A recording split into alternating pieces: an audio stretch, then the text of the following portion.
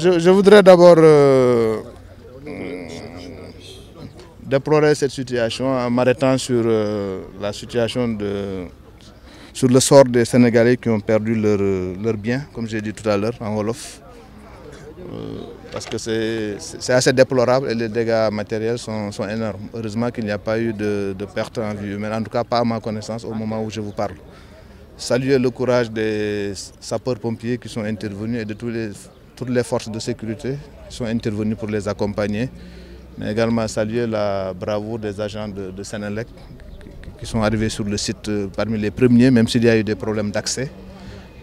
Parce que l'incendie a pris cette ampleur parce que les forces d'intervention n'ont pas pu accéder sur le site à temps, compte tenu de la configuration des lieux et de l'anarchie qui y règne. Donc les dégâts sont extrêmement importants, même si certains sont dans une illégalité de l'occupation des emprises de Senelec.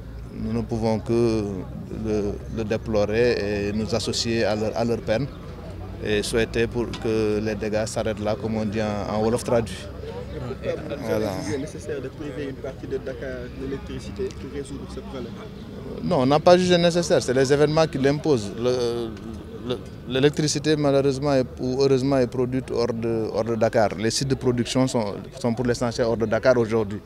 Avec 105 MW à Tobène, on a les 90 MW à Kaon avec la C7 à Kaolack, on a Manantali. Nous avons également le Cap des Biches. Et tous ces sites aujourd'hui qui alimentent Dakar en énergie sont coupés des clients parce que le câble qui transporte la file haute tension, le câble haute tension qui transporte l'énergie, qui transporte l'électricité a été coupé par l'incendie. C'est ça que, conséquence, une bonne partie des populations de Dakar seront privées d'électricité jusqu'à réparation. Parce que sur les 250 MW qui permettent d'alimenter Dakar en moyenne dans cette période où il fait un peu moins chaud, heureusement, si c'était arrivé en octobre, ce serait beaucoup plus grave. Mais actuellement, il fait un peu plus frais, les températures ont baissé et la consommation a baissé. On a un déficit de 105 MW pour alimenter Dakar aujourd'hui. Et la Senelec va porter plainte? Nous sommes obligés de prendre des mesures, ce qu'on appelle des mesures conservatoires, porter plainte contre personne, on ne sait pas qui est responsable.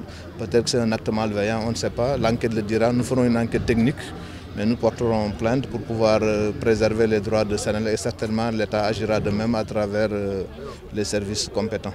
Et un mal qui persiste, les branchements clandestins? Les branchements clandestins, l'occupation anarchique de nos emprises, derrière même le mur du poste le plus important peut-être de Dakar, le poste d'Anne, vous avez des constructions.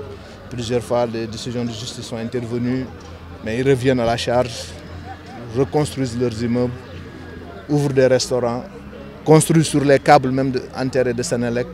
En cas de panne, les agents mettent parfois des heures et des heures à rechercher le câble qui est enterré dans un domicile.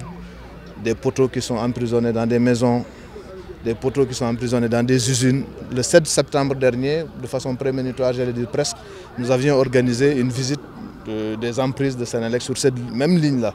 Nous étions allés avec beaucoup de vos collègues, de vos confrères jusqu'à Rufisque pour mesurer l'ampleur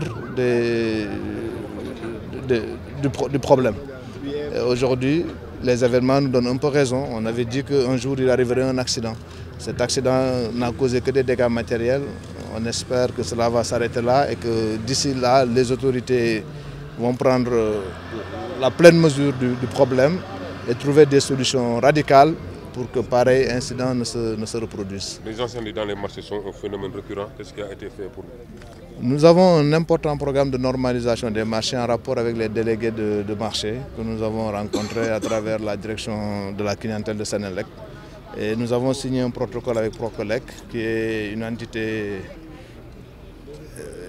extra-Senelec, mais dépendant de Senelec. J'en suis moi-même le président du conseil d'administration, une association qui œuvre pour la normalisation dans le secteur de l'électricité. Et Procolec va nous aider à procéder à la mise aux normes de tous ces marchés-là dans des délais très raisonnables. Pour d'abord des problèmes de sécurité, mais naturellement pour un problème de chiffre d'affaires pour Senelec aussi.